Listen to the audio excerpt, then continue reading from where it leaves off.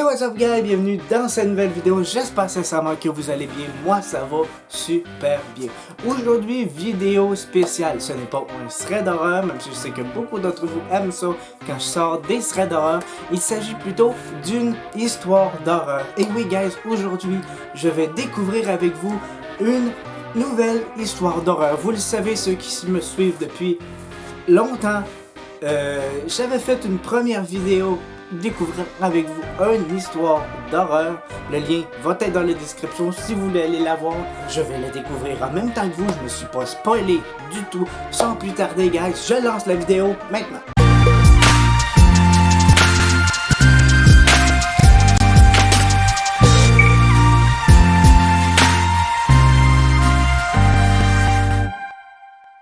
Aujourd'hui, la nouvelle histoire que nous allons découvrir s'intitule Quand les feuilles mortes peuvent tuer. Je vais vous lire la description, ça va nous mettre un petit peu dans l'ambiance de l'histoire à peu près. Max, un jeune Chicagoien, a quitté sa ville natale avec ses parents pour s'installer dans le petit village de Mayport. Pourtant, lors de la visite de la nouvelle maison, tout dérape. Sans plus tarder, guys, je vais cliquer sur lire pour qu'on puisse commencer à partager cette histoire-là ensemble. On y va. C'est un soir d'octobre où un vent glacial fait trembler les rares passants. Je suis devant ma nouvelle maison et j'attends mes parents avec l'impatience de la visiter. Mais mes parents soulèvent les lourdes valises en gémissant et prennent tout leur temps comme si le jeune garçon en face d'eux qui trépigne d'impatience n'existe pas. La maison que nous avons achetée se situe dans le petit village de Mayport, plus connu sous le nom du village au vent froid. Selon mon père, au début, nous vivions dans un bel appartement à Chicago, mais ma mère, qui est au chômage, a obtenu un travail en tant qu'infirmière qu'elle exerçait près du village de Mayport. Voilà la raison pour laquelle nous sommes dans ce minuscule et lugubre endroit. Mes parents posent les valises sur le seuil qui tourne la clé dans la serrure de la vieille porte de notre nouvelle maison. Dès que la porte s'ouvre, je me précipite à l'intérieur et je suis frappé d'horreur. L'entrée est très poussiéreuse et la tapisserie est en lambeaux. Le salon contient un canapé sale, un vieux tapis et une télévision à l'écran fissuré. La cuisine n'est pas mieux entretenue.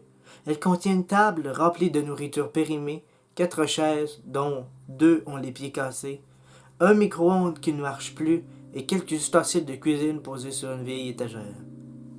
Je n'ose même pas bouger, pétrifié d'horreur, extrêmement déçu de la maison où je vais passer la fin de mon enfance. Enfin, je me retourne pour voir la réaction de mes parents. Ils poussent des cris de stupeur et de dégoût avant de me tirer hors de la maison. Puis ils restent bouche bée un moment. Mon père reprend ses esprits, le premier. Mon père a-t-il perdu la tête? Nous vendre sa maison alors qu'elle est sale et délabrée?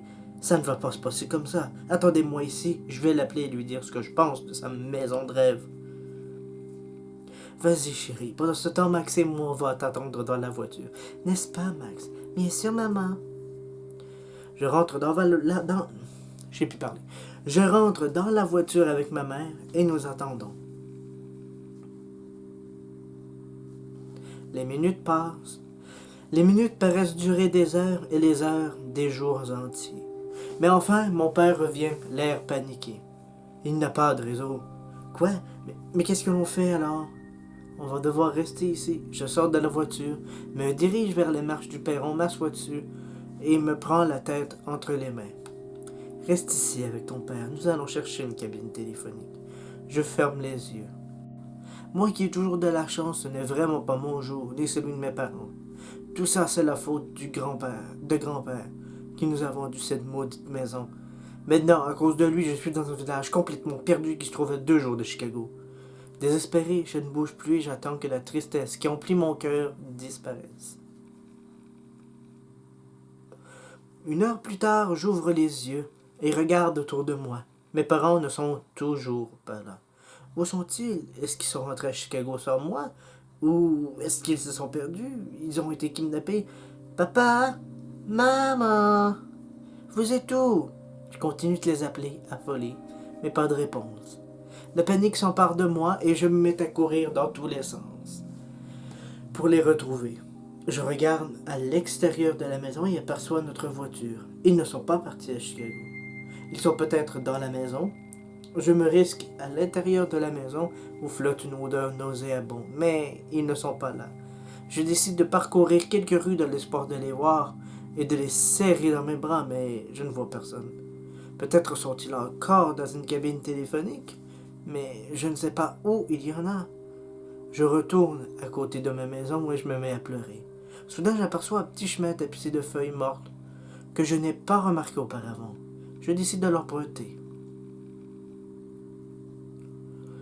Je le suis pendant un quart d'heure, puis je m'arrête essoufflé et m'assois. Soudain, j'ai l'impression que quelque chose grince sur mon corps et mes bras commencent à me chatouiller, à me picoter et enfin ma peau commence à me brûler atrocement. Je me relève, me secoue dans tous les sens en hurlant horrifié. Le tapis de feuilles mortes où je me suis assise est rempli de chenilles roses à l'air féroce qui tiennent des bouts de ma peau entre leurs dents. Je hurle et me mets à courir sur le chemin pour échapper à cette horrible vision. Tout à coup, une odeur abominable, nauséabonde, cadavérique envahit mes narines. Et quand je regarde d'où elle provient, je crie de toutes mes forces. Sur le sol se trouvent les cadavres horriblement mutilés de mes parents qui ont été dévorés par les chenilles. Ah! Je vomis toutes mes tripes dans l'herbe et perds connaissance. J'ouvre les yeux, me relève rapidement et regarde autour de moi. Je n'ai pas rêvé. Mes parents ont été dévorés par des chenilles. Je me mets à pleurer de désespoir. Non, papa, maman. Pourquoi? Pourquoi? Qu'est-ce que j'ai fait pour ressentir une douleur aussi atroce? Je ferme les yeux et sanglote doucement. Je déteste ma porte. Je veux rentrer à Chicago. Tout à coup, toute ma tristesse se transforme en une gigantesque colère. Mon cœur n'est plus qu'un morceau de braise qui a une chose qu'il désire plus que tout, se venger de ces satanées chenilles, de cette maudite ville. Je serre les poings. Je tente de maîtriser ma colère qui hurle en moi et fait demi-tour. 15 minutes plus tard, j'arrive devant ma maison et m'assis sur les marches du Père Noir en hurlant. Je déteste mes parents, je déteste ces imbéciles d'habitants. Je déteste ces cochonneries de chenilles qui ont tué mes parents. Je déteste ma vie. Je me prépare à me taper la tête contre le mur de ma maison pour en finir. Quand, soudain, j'entends un hurlement de terreur et une petite fille s'approche de moi en pleurant. Qu'est-ce qui se passe? Ma maman, elle a été dévorée par des petites bêtes toutes poilues. Ses mots, elle se blottit. Sur ses mots, elle se blottit dans mes bras. Je suis désolé. Moi aussi, mes parents sont morts. Ils ont été tués par ces sales bêtes. Je me mets à sangloter avec elle pendant de bonnes minutes, puis je me ressaisis. Comment tu t'appelles? Élise. Je la console. Je suis désolé, ma petite. Ne t'inquiète pas, on va venger ta maman. Je retiens mes larmes. On va tuer les méchantes bêtes. Tu es d'accord? Oui. Je la prends par la main et nous reprenons le chemin que mes parents avaient emprunté. Enfin, nous arrivons devant une centaine de chenilles roses qui se mettent à nous fixer méchamment. C'est ce qui a tué maman. Oui, c'est ça.